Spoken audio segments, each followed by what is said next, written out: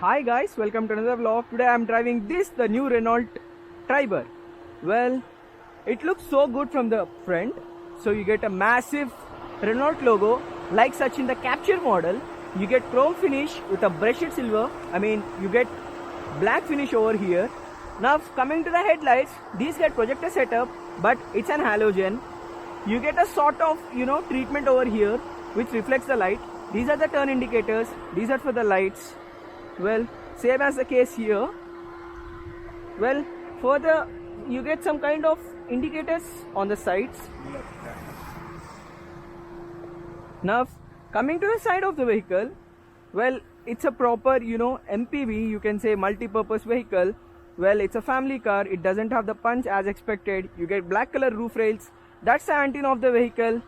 Now coming to the tire sizes, MRF tires have been given. The tire size happens to be 185/65 R15 wheels. These alloys looks kind of nice. That's the disc brake provided. Well, it looks so good. Now the fuel, it's run by a petrol engine. So this is the fuel cap. You have a knob over here so that this doesn't fall off when you are refueling. Now coming to the back of the vehicle, that is defogger lines. That's the rear wiper. Renault Triber written over there. That's the reverse parking camera. You get only 3 parking sensors and you kind of get a skid plate, a bumper kind of treatment over here. Well, let's quickly open the boot of the vehicle. Well, boot opens pretty much large, but you don't get any space in here because it's a 6-seater, probably a 7-seater car. If you need to increase the boot carrying capacity, you have 2 knobs over here. Pull up the knobs and thus you increase the the boot carrying capacity. Let me just unfold the seats. Now getting to the side of the vehicle, this is the RXZ variant which we are driving today. Now opening up the door, well, doors open pretty much large and wide. That's the speaker system of the vehicle. This is space to keep your water bottles. You have space to keep stuff here. This is the power window control. You can lock every door individually. You have dedicated knobs for that. Well, you get a brushed silver finish for the opening and closing, the locking and unlock the door, probably I can say. Well, I have pushed the seat all further. Let me just move it front.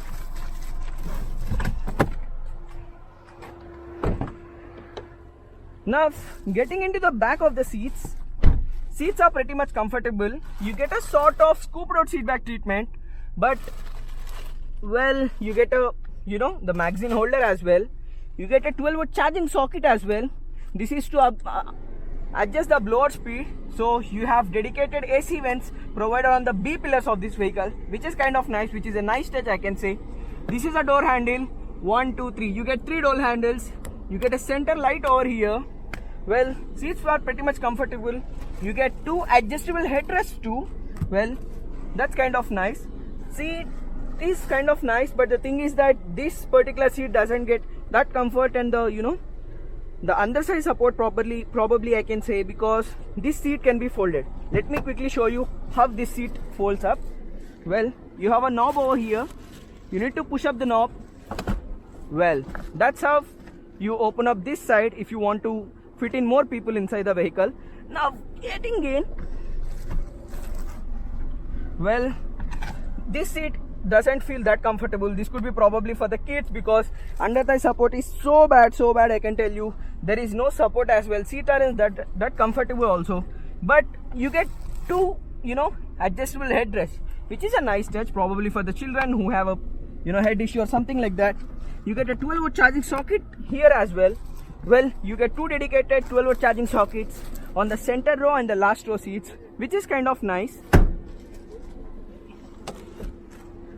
Now let's get to the driver's door.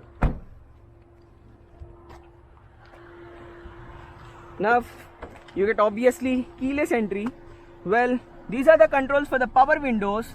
This is to lock the rear windows. These are the ORVM controls. Door pockets are large enough. This is to open up the fuel cap.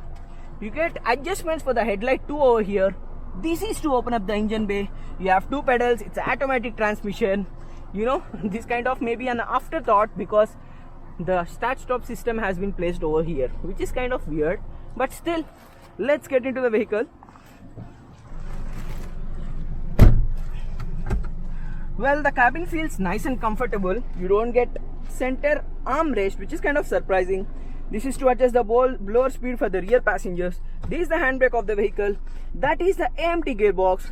You get an aux cable and a USB cable. This is the engine start stop system. You get a nice infotainment system on the center. This is finished in gloss black. Well, that's a glove box of the, well, that's not, you know, cooled function. And you get a lot of plenty of space over here to keep your stuff. Okay, probably you can keep anything you want to see, but it doesn't get a rubber finish so that things may fall off while you are on the go. Well, you get a cooling knob function over here too, so a lot of space on offer, so storing your things isn't a problem. It also gets a voice command button. Well, coming to the cluster, well, it kind of feels nice. You get a RPM meter over there. This is a digital speedometer in the center, probably a MID unit over here. Well, that is the engine temperature. This is the fuel indicator and telltale lights everywhere. The steering feels nice, but it's not on the stiffer side. It's not even wrapped in leather, and it's not that comfortable to hold. You don't get any of the, you know, power steering controls, you know, so that you can control this infotainment system from there. Well, coming here, you get a light. Sorry, you don't get a light, you just get a mirror over here. Coming to the co-driver side, same as the case as that, you get an inside rear view mirror over here. These are the light switches for that. Let's get driving. Before driving, urge everyone to fasten your seat belts, check for all the doors to be locked. Safety is a must, please don't try to imitate. Now I forgot to show you one thing. This also gets a reverse parking camera, which have guidelines but which aren't adaptive, and you get multiple settings for here too. You can increase and decrease the brightness and stuff like that. Let's get driving. The crawl from this vehicle isn't that great because it's not pulling that hard. Well, we are now into drive mode.